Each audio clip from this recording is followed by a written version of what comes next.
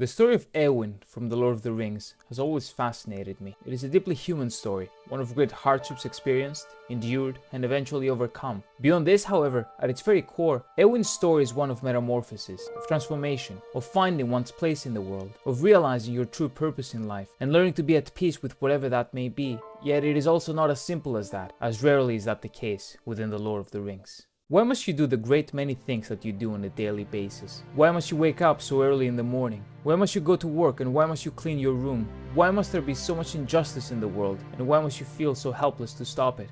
Throughout our lives, from the day we are born until the day that we die, we fill specific roles and constantly complete a series of tasks, day in and day out. But what is our true purpose? Are we made for something greater than this? Éowyn as a character, I believe, perfectly encapsulates these questions. She sees the roles that society has set upon her as a chain that she desperately wants, and perhaps even needs, to escape from. She wants to fulfill a greater purpose, but through her incredible journey, she comes to certain realizations about herself that she had not originally thought of. She starts the story as an orphaned princess, a daughter whose father died in battle and whose mother passed away soon thereafter of grief, in a kingdom overcome by war and approaching ruin, ruled by a king consumed by darkness and under the influence of a corrupting figure in the form of Wormtongue. Her life is a tunnel, but without a light in the horizon. She feels helpless. She feels that there is absolutely nothing she can do about the kingdom's fate, the king's health, and the people's well-being, or have any sort of control over her own life for that matter. Under these circumstances, she develops the idea that she can be of no assistance to anyone if she cannot be a warrior, as only warriors can win wars, as only warriors can protect, as only a warrior, in her mind, would be able to help her people and would be in charge of her own destiny. As a woman living in a more male-oriented society, she could never be what in her mind is the only thing that would allow her to save her kingdom. This is a dreadful conundrum. It leaves her restless and she can find no respite. This is until she discovers what she thinks is the light of her tunnel, or rather, the light is what finds her. Aragorn arrives at an Edoras in decline. She sees in him what she thinks she truly wants for herself. She sees a great warrior, someone willing to sacrifice everything for those that he loves. Alongside him, other admirable figures in the form of Gandalf, Legolas and Gimli too form an example to be replicated. By that point Gandalf the White manages to free the king, her uncle, from his ensnarement and restore him to his former glory, clearing his mind and bringing her hope. These strangers from distant lands that seemingly came out of nowhere managed so quickly to change the direction of her home. And beyond Theoden, of course, Grima Wormtongue, a figure that she has dreaded so horribly and who has stalked her and spied on her and violated her feeling of safety in her own home, is exiled from the realm and sent running back to his master Saruman. It is no wonder then why Éowyn the princess wishes to become Éowyn the warrior. Throughout these events, and in the midst of these emotions, she falls in love with Aragorn. When she does so, what she truly falls in love with is the idea of Aragorn, an idea that she wishes to embrace for herself, to transcend her current state, and becomes what she believes is necessary. And yet, Éomer, I say to you that she loves you more truly than me. For you she loves and knows, but in me she loves only a shadow and a thought, a hope of glory and great deeds, and lands far from the fields of Rohan.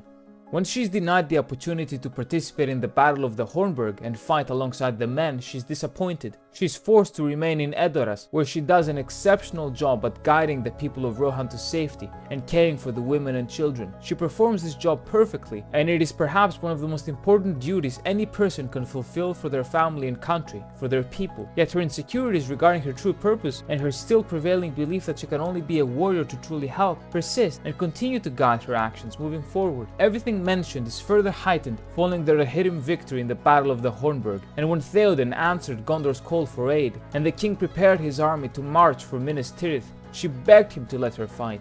The king refused. In the end, the princess was not allowed to be the warrior, and so the princess decided not to take no for an answer, even though it came from the person she loved and respected the most. At this point, it is important to talk about Merry. Looking at these two characters, we can identify numerous similarities in terms of their wants, needs, and concerns for their place in the world. Merry too, a hobbit alongside mighty men, is not permitted to be the warrior he so desperately wishes to be due to the societal limitations placed upon him. Merry, like Éowyn, sees the path of the warrior as the only truly acceptable one if they wish to make any sort of difference in the troubled times that they are living in. Seeing a kindred spirit who too had been refused the chance to fight by Theoden King, she dons the disguise of Dernhelm, a man and brings the young hobbit with her. Together, they participate in one of the greatest, most important, and bloodiest battles in that age of the world, the Battle of Pelennor Fields, fighting for the very life of Gondor, the Free Peoples, and the entirety of Middle-earth. Their first true chance to fulfill their roles as warriors came at the greatest challenge of their times. Through the hardships, however, not only do they survive, but they persevere. Not only do they persevere, but they play a role so important that the tide of battle is turned, and one of the darkest, most dreadful and evil servants of Sauron, the Witch King of Angmar, who had plagued the Free Peoples for millennia upon millennia, was felled by Éowyn and Merry. He was felled by two people who were not supposed to be there. As the mighty elf Glorfindel had prophesied, no man could kill the Witch King. And indeed, no man did. You look upon a woman, Éowyn I am, Éowyn's daughter. You stand between me and my lord and kin. Be gone if you be not deathless. For living or dark undead, I will smite you if you touch him. A woman and a hobbit together slayed him. Two people that were no warriors, finally becoming what they thought they were always destined to be. This is it, right? This must be the culmination of this transformation. This must be the metamorphosis, what her story is all about. Princess to warrior. Well, this is what the story is partly about. Tolkien's writings and their true meaning were never so simple. I would argue that the culmination of Éowyn's transformation does not come at the height of her glory with the killing blow of the Witch King. It comes right after, when she is near death and at the lowest that she has ever been in her life. Her king, her uncle, her mentor, her protector, her adopted father is dead. He is gone. She is injured and near her end. She gave everything she had. She achieved glory and was now dying like the great heroes that came before her. She would have died, if not for the warrior she had desperately wanted to be. But it was not his sword that saved her, or his deeds in battle. It was his ability to heal her. It was the tender and humble hands of the king that saved her, not the sharp sword of a soldier. This is the single most important thing to ever happen to her, not the glory she gained on the field of battle. She finally saw Aragorn for who he truly was. She saw underneath the surface of the warrior, and she realized that being the one to lead her people and care for the women and the children, the old and the sick, while the warriors fought at Helm's Deep, was not only something not to be ashamed of, but it was something to truly be proud of. She wishes renown no longer. She wishes glory for her name no more. She wishes to become a healer.